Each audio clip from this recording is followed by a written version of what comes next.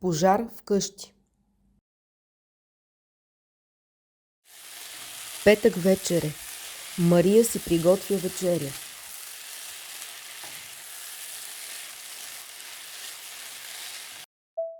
В съседната стая звъни телефона на Мария.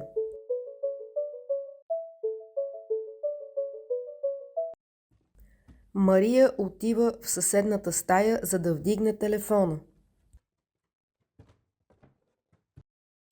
О, това е приятелката на Мария, с която не са се чували от много време и провеждат дълъг разговор.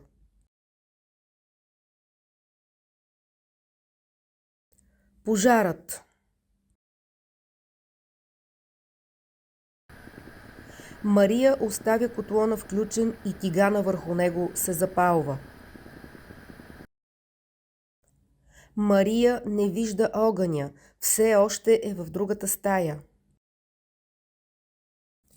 Температурата в стаята се покачва.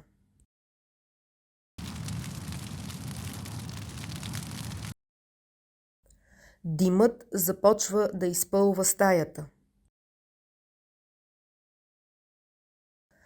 Противопожарната аларма се включва.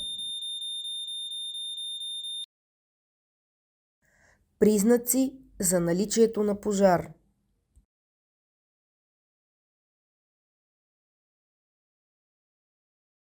Температурата в стаята се покачва.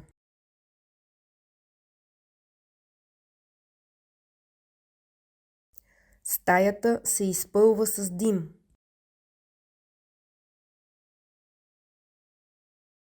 Включва се противопожарната аларма.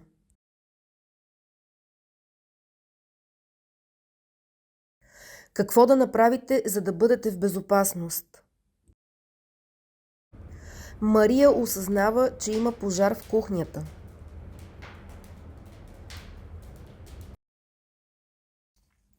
Тя покрива носа и устата си с кърпа, за да не вдишва дима. Мария се навежда, за да е по-близо до пода. Мария трябва да напусне горящата сграда, трябва да остане близо до земята и да затвори вратата. След като напуска сградата, Мария трябва да позвъни на 112. Задават и някои въпроси.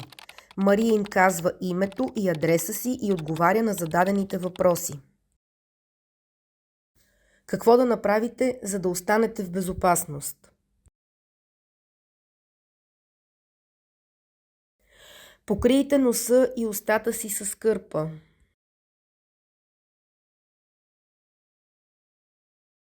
Стойте ниско долу, за да не вдишвате в дима.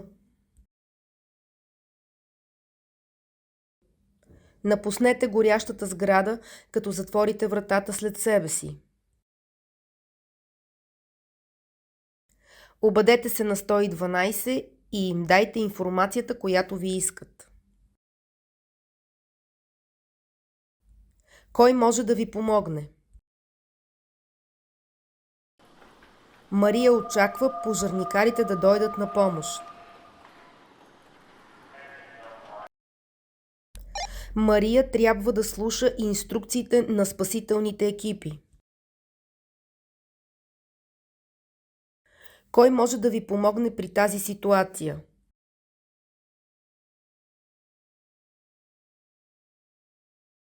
Пожарникарите и съседите.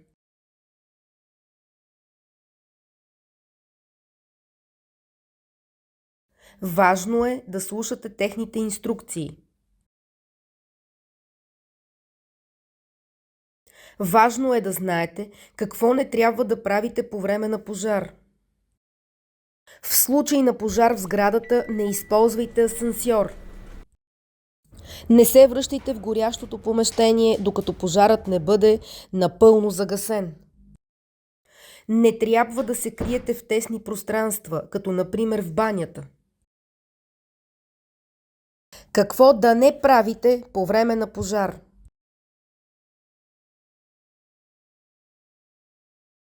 Не се крийте в тесни помещения.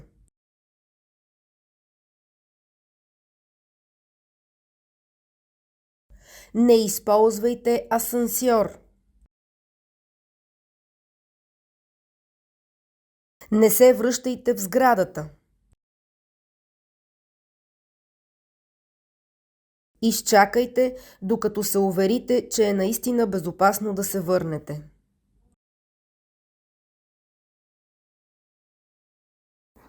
Какво да направите след напускане на горящата сграда? Мария трябва да чака пожарникарите. Тя знае, че каквото и да се случва, не трябва да се връща в горящата сграда. След излизане от горящата сграда.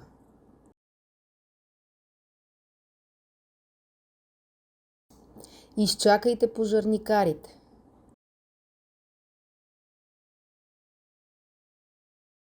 Не се връщайте в горящата сграда.